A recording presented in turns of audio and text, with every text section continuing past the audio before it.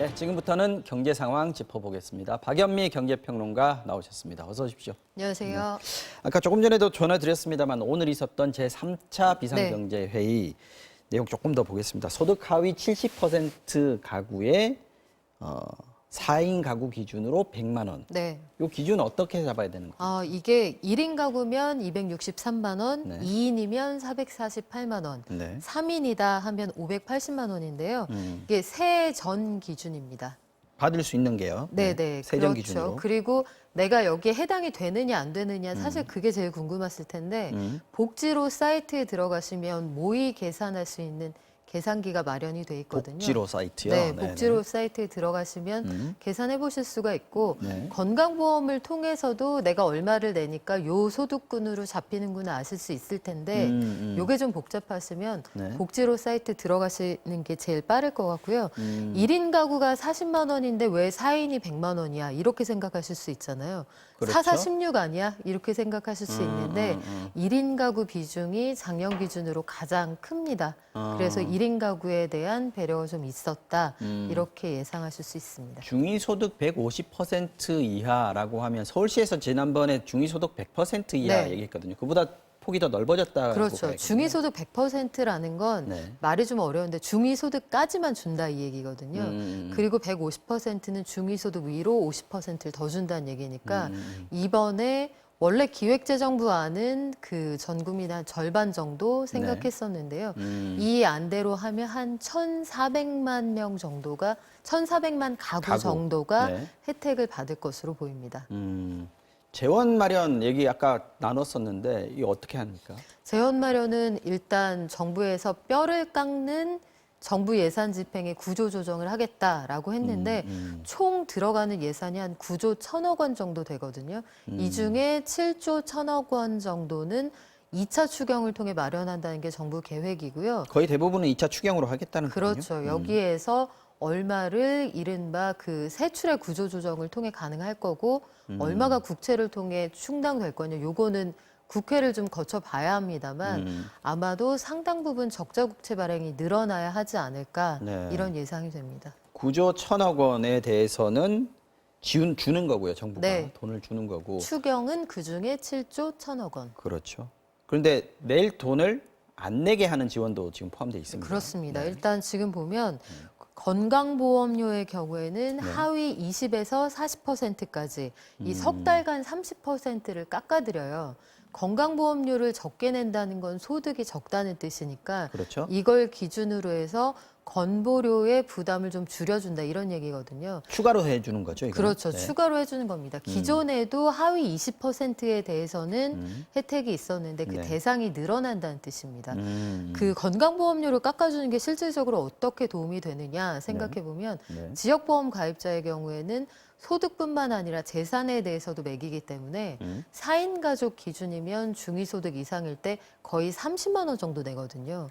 상당히 부담이 큰 상황이라 이걸 인하함으로써 생계비에 도움이 된다고 보는 거고요. 그러네요. 산재보험도 반년 동안 그 작은 사업장은 30% 깎아드리기로 했고 이거는 기업들에 주는 혜택이군요. 그렇습니다. 네. 영세 그 취약계층하고 영세 소상공인에 대한 대책이 함께 나온 건데 네. 국민연금은 내가 희망을 한다 하면 석 달 동안 납부를 유예할 수 있고요. 이거는 안 내는 게 아니고 유예, 밀어주는 거예요. 밀어주는 거죠. 네. 왜냐하면 이걸 깎아주자는 의견도 있었습니다만 그거 왜 안 하기로 했냐면 납부금이 줄어들면 나중에 개인이 받아가는 게 줄어들기 때문에 그렇죠. 그건 바람직하지 않다 이런 결론이 났고 고용보험도 3, 4, 5월 석 달 동안 보험료 내는 걸 유예해주기로 이것도 했습니다. 유예입니다. 네. 네. 전기요금도 일부 그 지원하는 걸 그러니까 연체됐을 때에는 연체료 내셔야 되는데 그런 한계 상황까지 몰린 분들은 전기요금 납부를 좀 유예하는 쪽으로 정리가 됐습니다. 그럼 가상금도 안 붙는 거고요. 네,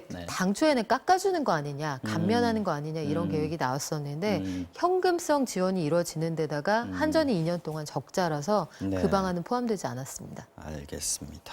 자, 지자체별로 이미 지원을 시작한 데들 있지 않습니까? 있죠.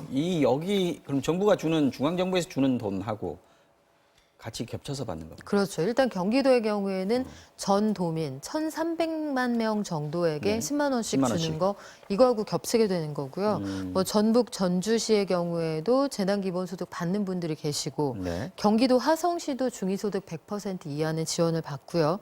다만 이 지자체별로 동네별로 중앙정부 지원을 받을 경우에는 지급이 되거나 안 되는 사례가 혼재돼 있거든요. 대표적으로 최근에 그 서울시의 경우에는 중앙정부 지원을 받는 분들은 대상이 안 된다고 조건이 걸려 있어요. 미리 얘기를 해놨군요. 그렇죠. 그 조건에 걸려 있고 본인이 신청을 해야 받을 수 있습니다. 선착순은 아닙니다만. 그래서 동네별로 우리 동네는 이것도 받고 이것도 받는다. 네. 내지는 우리 동네 왜 요것도 안 주느냐 이런 그 이른바 형평성 논란이 일 수도 있는데 사실 그 지자체에서 지급하는 거는 그 동네에서 거둔 세금으로 주는 게 많잖아요. 물론 중앙정부가 좀 보전도 합니다만 네. 그런 방식의 논리로 생각을 하자면 그 동네의 살림살이를 그 동네의 재량에 따라서 지원한다. 뭐 이런 반론도 가능할 것 같습니다. 알겠습니다. 다시 재원 마련 얘기 좀 해보겠습니다. 네. 아까 설명해 주실 때 아무리 추경을 한다고 하더라도 적자 국채를 발행하는 걸 피할 수는 없을 거다라고 얘기를 했단 네. 말이죠. 그럼 나라 빚이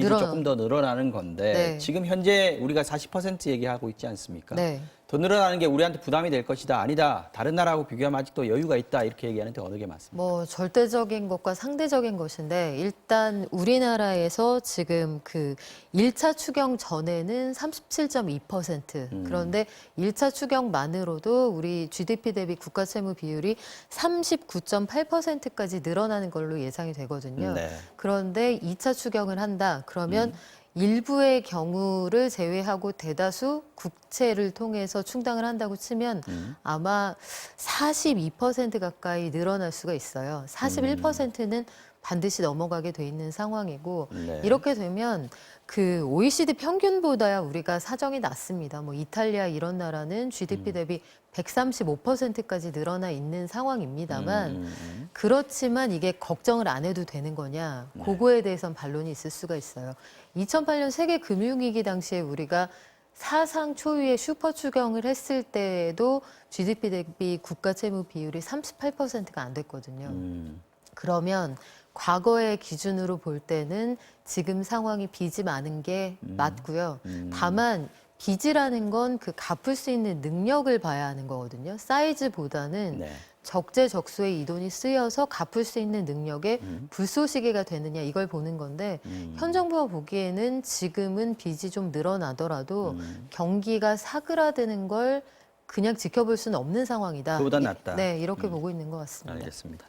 자, 증시 상황도 좀 보겠습니다. 미국 같은 경우에는 오늘 오전 마감을 한 걸 보니까 금요일 떨어졌습니다. 증시 다 떨어졌죠. 네. 뭐 다우도 4%대, 나스닥, S&P 죄다 하락을 한 상태였는데 그 영향을 받아서 우리 코스피도 오전에 좀 고전했거든요. 네. 그런데 그 점심시간 지나고 나서 낙폭이 좀 줄어들다가 지금 방송 직전에 보니까 소폭이지만 상승세로 돌아섰다. 여기까지 확인을 하고 지금 왔는데 또 보니까 0.09% 하락으로 나오는데 그렇군요. 그냥 왔다 갔다 하는군요, 네, 지금. 0% 그 전장 대비 보합에서 왔다 보합이네요. 갔다 네. 그러니까 밀어내는 힘과 끌어올리려는 힘 사이에서 굉장히 표면 장력이 심한 그런 상황인 것 같습니다. 코스닥은 그래도 3% 네. 가량 지금 올라 있습니다. 그동안 워낙 많이 떨어지기도 했고요. 알겠습니다. 미국은 근데 미국 영향이 좀 있었을 거 아니겠습니까? 네. 미국은 슈퍼 긴급 부양책, 경기 부양책 네. 발표했었는데 여기에도 불구하고 지금 떨어졌단 말이에요. 워낙 상황이 안 좋다는 건가요? 그렇죠. 그리고 지금 하는 대책들이 무제한 돈풀기 하고 사상 초유의 재정 집행 계획이 다 실행이 된다고 하는데도 약발이 안 먹히는 게 네. 그거 옛날에 다 해봤다. 신선하지 않다 이렇게 받아들이는 것 같습니다. 지금 상황이 전대미문의 상황이기도 하고요. 네. 일단 미국 내 확진자 수가 뭐 기하급수적으로 늘어나서 미국이 지금 전 세계 확진자가 가장 많은 나라가 된 데다가 트럼프 대통령이 말실수를 또 했죠. 뉴욕과 그 일대 일부를 네. 공세한다고 했다가 바꿨어요. 이게 타격감이 너무 크니까 반나절 만에 말을 뒤집었는데 지금 미국에서 보면 감염 위험이 있는 사람들도 쓰레기 봉투 감고 일한다 이런 얘기가 나올 정도니까 이 상황이 언제까지 갈지 모르겠다. 그리고 탄광 속의 카나리아 역할을 하는 이 석유 가격 원유 가격이 또다시 급락을 했습니다.